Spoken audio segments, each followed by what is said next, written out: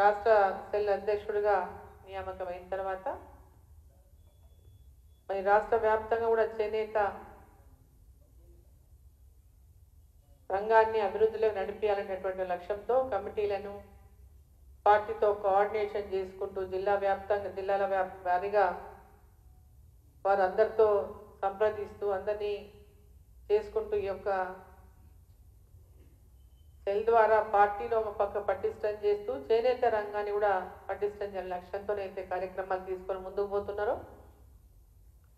మరి కొండా లక్ష్మణ బాపూజీ గారి యొక్క జయంతి ఈరోజు దానికి వేదిక కాబోతా ఉందని చెప్పి సందర్భం నేను తెలియజేస్తా ఉన్నా. మరి కొండా లక్ష్మణ్ బాపూజీ గారు ఈరోజు తెలంగాణ వాళ్ళం ఎవ్వరూ కూడా మర్చిపోకూడనటువంటి నాయకుడు కొండా లక్ష్మణ్ బాపూజీ గారు.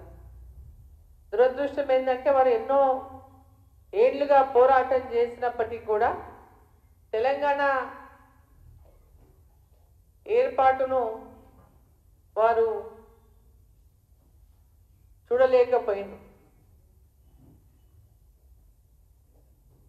మరి బాపూజీ స్వతంత్ర ఉద్యమంలో కానీ నిజాం నిరంకుశ పాలనకు వ్యతిరేకంగా కానీ తెలంగాణ ఉద్యమం కోసం కానీ అనేక పోరాటాలు చేయడమే కాకుండా బడుగు బలహీన వర్గాల అభ్యున్నతి కోసం అహర్నిశలు వారు పనిచేశారు. వారు 5 సార్లు శాసనసభ్యుడిగా,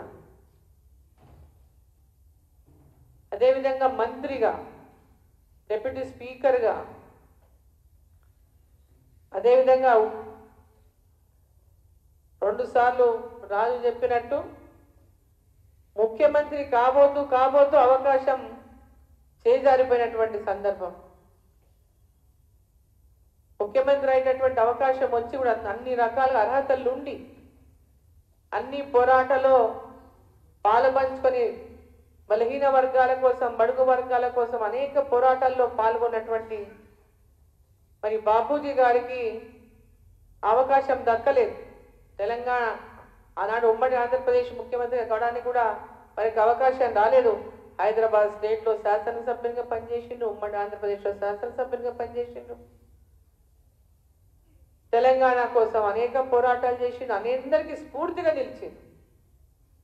తెలంగాణ పరిస్థితులను ఆనాడు ఫస్ట్ తెలంగాణ కోసం వారు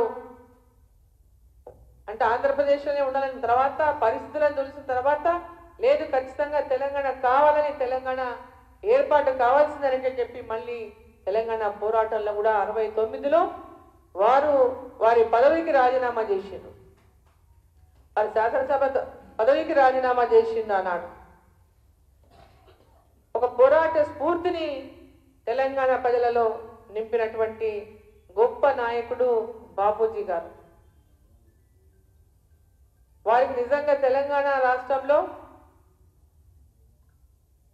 ఎంతో మంది ఈరోజు ముఖ్యంగా చెప్పాలంటే చేనేత కార్మికుల విషయానికి వస్తే కూడా 52లోనే సహకార సంఘాలను ఏర్పాటు చేసి దేశంలోనే మొట్టమొదటగా అన్ని చోట్ల కూడా ఈ సహకార సంఘాలను ఏర్పాటు చేయడానికి ముఖ్య కారణమైనటువంటి వారు. అప్పటివరకు సహకార సంఘాల గురించి ఎవరు మాట్లాడలేదు. వారే ఈ యొక్క సహకార సంఘాలను ఏర్పాటు చేయడము దాన్ని అందరికీ కూడా స్ఫూర్తిగా నిలిచినటువంటివి. ఇప్పుడు చేనేత సహకార సంఘాలు